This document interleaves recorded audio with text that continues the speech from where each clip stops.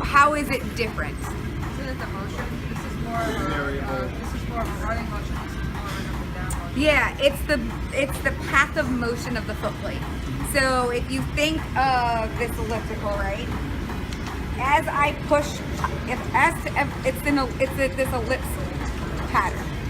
So as I push forward, I have to push forward and it's going to drop down. And in order for me to get this one to go, I've got to push forward to this side. So it's this ellipse pattern. You guys have the pre-core ones too. Every elliptical, they're all in the same category. What changes from elliptical to elliptical is the different paths of ellipse motions. So the Life Fitness one is this like flat plane ellipse, whereas a pre-core, because there's the ramp, is more of a teardrop ellipse, but you're still moving in this cyclical motion, right foot, left foot. Moving in an arc pattern, it's down and back. So as Karen moves one foot, if she pushes one foot down and back, the other foot's gonna automatically lift up. So it's a down and back arc movement, just like this. Very, very different, and the two of them are gonna change how you're loading the muscles. So if you think of this position right here, as I push, to get this to go forward, you have to push forward, right? Yep. If I try and do one foot, I can't. I get stuck at that bottom. For Karen, as she pushes down and back with one, that other foot plate will automatically lift up, so it changes how I'm loading. Think of when you walk. When you apply force into the ground, where do you apply force? But where? Yeah.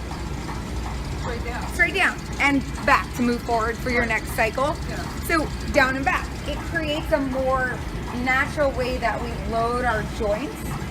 You have a forward force, which isn't a bad thing. Where it becomes a little bit of an issue is if you have people that have a knee injury. Specifically, what we're concerned about is patellofemoral joint compression. Big fancy word for runner's knee stress is as I go through a full range of motion or I overload my quadriceps, it creates a compressive space in the knee joint. It happens when we walk, it happens when we squat, when we lunge.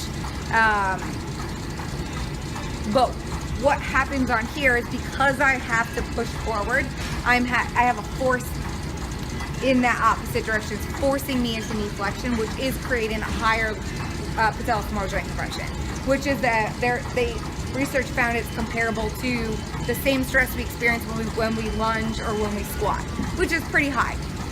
So if you think of people with a bad knee, the chances of having them lunge day one probably wouldn't have them do, right? If they come to you and they say, oh, I have a bad knee, we're not going to say, okay, we're just going to lunge around the track.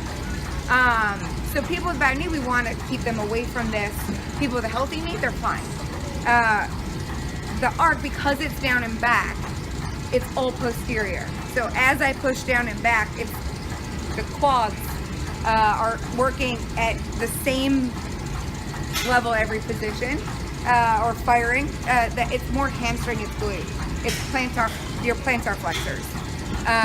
The things that we need to be stronger at walking, to be stronger at running.